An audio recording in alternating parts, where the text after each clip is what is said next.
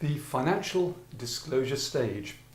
Before you and your former partner are likely to feel willing and able to explore your financial options in mediation, you'll need to feel satisfied that you have the full financial picture, or as your solicitor may put it, a full and frank financial disclosure. Hello again, I'm John Hind. The objective of a full and frank disclosure is different in every circumstance and is something I'll talk about in more detail in my video series Full and Frank Disclosure Questions and Answers. In this video, however, I want to talk about your solicitor's role at this stage of the supported mediation process and how they might best support you in the mediation process. Having worked for many years as a mediator and a solicitor in the field of complex financial circumstances, I've experienced far too many mediations failing before they ever get off the ground because of mistrust and suspicion fueled by a belief that the other person is reluctant to disclose their information or is hiding something, for example.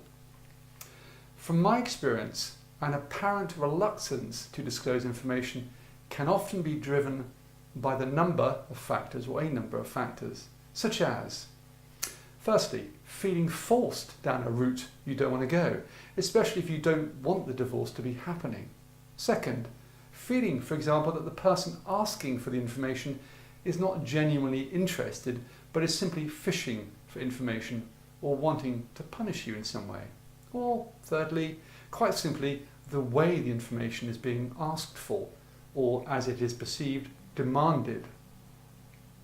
Whatever the reasons for the reluctance, surely the problem-solving question to focus on is this: what needs to happen or change in order to reduce any feelings of vulnerability, mistrust and suspicion so that you can both get on and deal with the necessary financial disclosure process?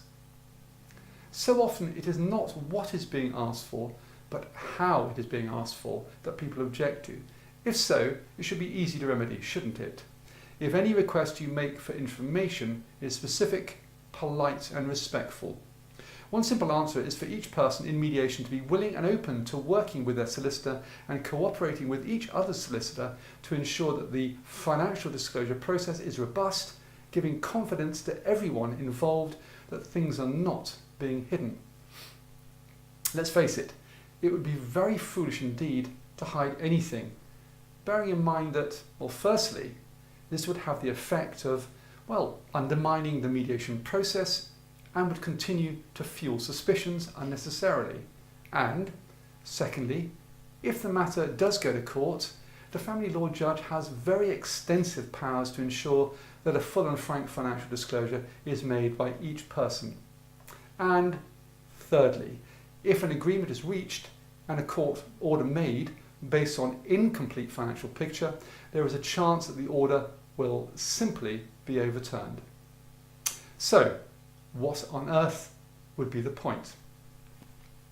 Having agreed the importance of making a full and frank disclosure, how can the mediator, the solicitors and clients work together in a supported mediation process ensuring that a full and frank financial disclosure is made so that a draft financial summary can be created in mediation by the mediator as quickly and cost effectively as possible? Here is my suggestion. Stage 1. Each person does their best to complete their financial disclosure booklets and obtain the correct supporting evidence using the Compass video series and online program of guides and documents how to reach your financial agreement, with the minimum of solicitor support at this stage, unless particularly complicated or help is needed. Or, in a few circumstances, use some other appropriate format as discussed and agreed with the mediator in the pre-mediation meetings, such as Excel spreadsheets, in order to keep the process really simple as possible. Step 2. Each person works together with the mediator during the first mediation session to help the mediator produce a draft open financial summary, asking each other questions in mediation about the facts and figures as they are disclosed, which is managed by the mediator. So when a client says to me in mediation, "I'm not happy that X has disclosed A or B," my reply is usually, what would satisfy you, or what do you need to see to be satisfied? And then go on to agree a list of information and evidence for each person to produce for each other before the next session. It makes absolute sense. There's little point in getting to the end of the mediation process, having reached an agreement, only to discover that you or your solicitor wants more information. How frustrating would this be, to say nothing of the extra legal costs you would incur? Stage 3. It is then important for each person and their solicitor, if they have one, to have time to reflect on the draft open financial summary and ask for additional information and evidence from each other with an agreed time frame to produce it between the first and the second mediation sessions. During this stage, you might also need your solicitor's help to obtain a pension report or a business valuation.